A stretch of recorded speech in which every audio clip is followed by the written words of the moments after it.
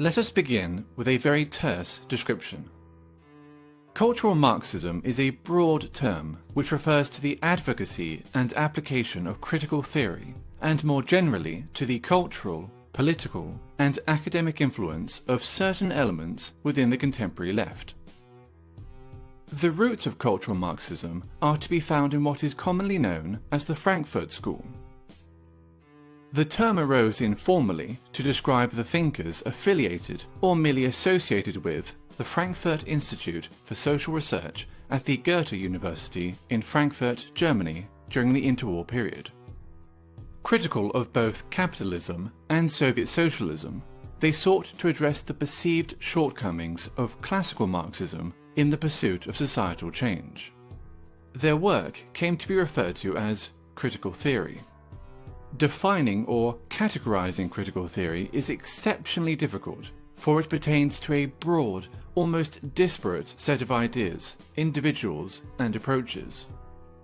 The underlying and enduring aspect of critical theory, common to all its offshoots, nonetheless, is the creation of interdisciplinary theories that might serve as instruments of social transformation.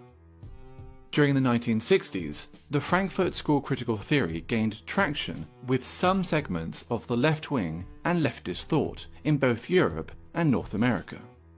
Today, its influence is felt throughout Western academia, dominating the social sciences and humanities. Gender studies and whiteness studies being two such examples.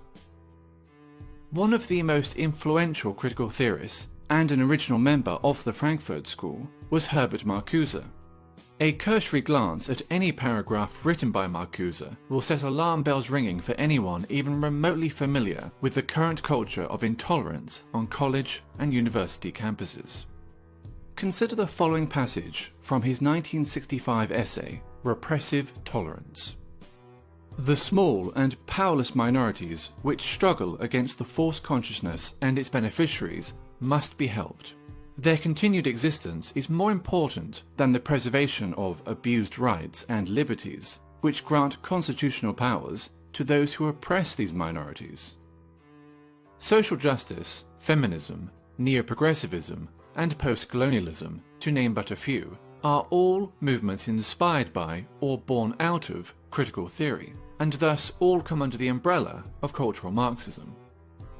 Be it gender, sexual orientation, family, race, culture, or religion, every aspect of a person's identity is to be questioned, every norm or standard in society challenged, and ideally altered in order to benefit supposedly oppressed groups. Classical Marxism saw class conflict as occurring between the bourgeoisie and the proletariat, between the haves and the have-nots. Cultural Marxism views such a conflict as existing between the oppressed and the oppressors, between those with privilege and those without it.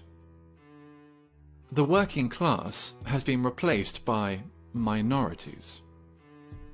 Majority groups are typically defined as privileged and oppressive, with minority groups accordingly labelled underprivileged and oppressed.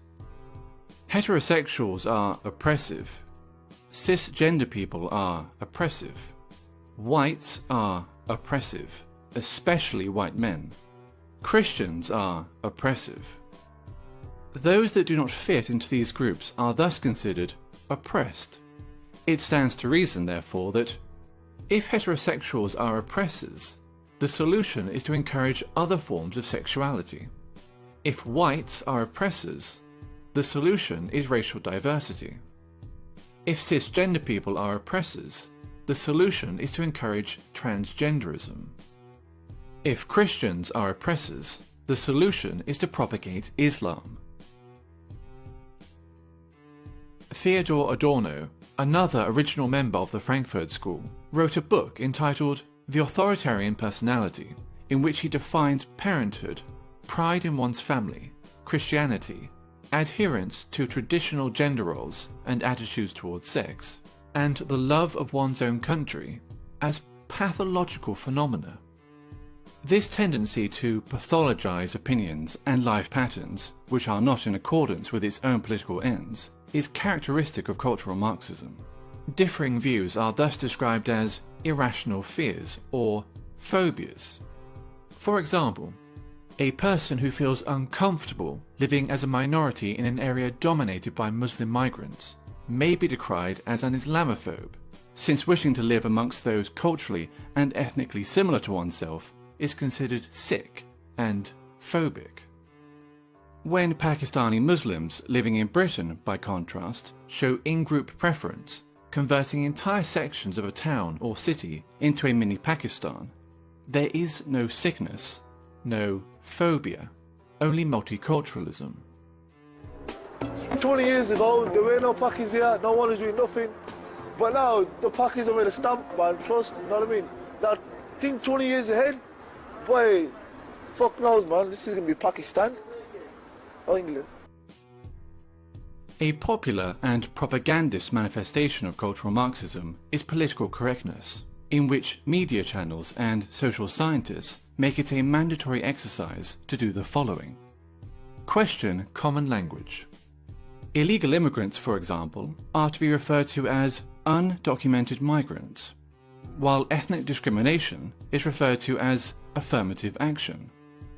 Their ambition to define and redefine words can be seen as a means of controlling the discourse and altering cultural norms.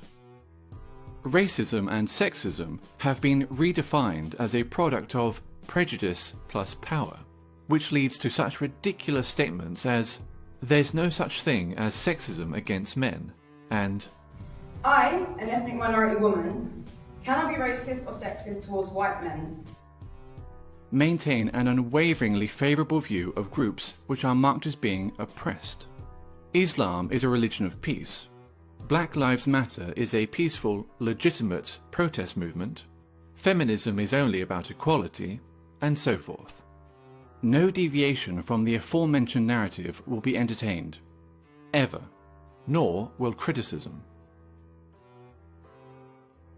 While communism, as Marx envisioned it, offered the resolution of class conflict in a utopian social system, all that cultural Marxism offers is a desolate form of eternal warfare between ever more narrowly defined groups of offended minorities. The only meaningful consequence that its wide application could possibly ever have is the marginalization of traditional European culture.